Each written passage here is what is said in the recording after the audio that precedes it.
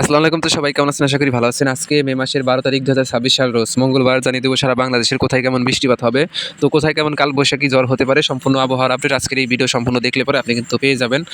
Video শুরু করবো, সবাইকে রিকোয়েস্ট করে নিয়মিত আবহাওয়ার আপডেট পাওয়ার জন্য অবশ্যই আমাদের ইউটিউব চ্যানেল আজকের আবহাওয়ার খবর চ্যানেলটাকে সাবস্ক্রাইব করবেন।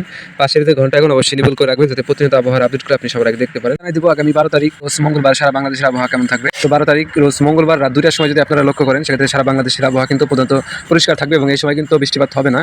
এখানে কিছু কিছু অঞ্চলে হালকা পাতলা বৃষ্টি হতে পারে, তবে তারও সম্ভাবনা কিন্তু খুবই কম। স্ক্রিনের ভিতরে কিন্তু আপনি সেটাই দেখতে পাইতেছেন। রাত ২টার সময় কিন্তু সারা বাংলাদেশের কোথাও বৃষ্টিপাত লক্ষ্য করা যাচ্ছে না। এবং ১২ তারিখ সকাল ৭টার সময়ও কিন্তু সেম অবস্থা, সারা বাংলাদেশের আবহাওয়া পরিষ্কার থাকবে।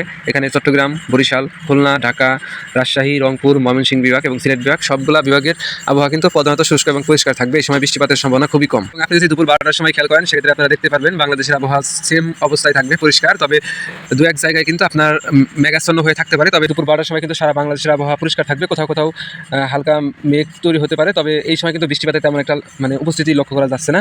এবং বিকেল ৪টার সময়ও সেম কাহিনী, সারা বাংলাদেশে তেমন একটা বৃষ্টিপাত নেই।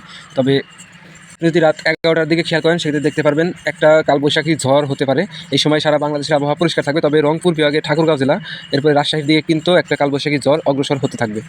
এবং ১৩ তারিখ রোজ বুধবার সেই দিন রাত ৩টার সময় কিন্তু সেই কালবৈশাখী ঝড় কিন্তু পুরা রংপুর বিভাগ এবং রাজশাহী বিভাগ কিন্তু রংপুর এবং রাজশাহী বিভাগের উপর দিয়ে কিন্তু আপনার বৃষ্টিপাত হবে এবং তাণ্ডব চালাবে। এবং এই সময় যদি আপনারা খেয়াল করেন, সেক্ষেত্রে দেখতে পারবেন রংপুর জেলার রংপুর, দিনাজপুর, তারপরে এখানে কুড়িগ্রাম, লালমনিরহাট, নীলফামারী, তারপরে ঠাকুরগাঁও এবং পঞ্চগড় জেলার উপর দিয়ে কিন্তু কালবৈশাখী ঝড় অতিক্রম করবে। এরপরে রাজশাহী, চাঁপাইনবাবগঞ্জ, নওগাঁ, গাইবান্ধা এই সমস্ত জেলার উপর দিয়ে কিন্তু আঘাত হানতে পারে। এবং ১৩ তারিখ রোজ বুধবার সকাল ৯টার দিকেও কিন্তু রংপুর বিভাগের উপর দিয়ে কিন্তু সেই কালবৈশাখী ঝড়টা থাকবে এবং তাণ্ডব চালাবে।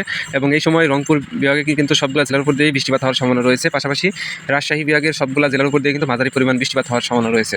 এবং সিলেট এবং ময়মনসিংহ বিভাগের উপর দিয়েও হালকা পাতলা বৃষ্টিপাত হওয়ার সম্ভাবনা রয়েছে ১৩ তারিখ রোজ বুধবারে। তো এই ছিল ১২ তারিখ এবং ১৩ তারিখের সম্পূর্ণ আবহাওয়ার আপডেট, এবং পরবর্তীতে আমি ১৩ তারিখের দিনের বেলার আপডেট আপনাকে জানিয়ে দিব আগামীকাল।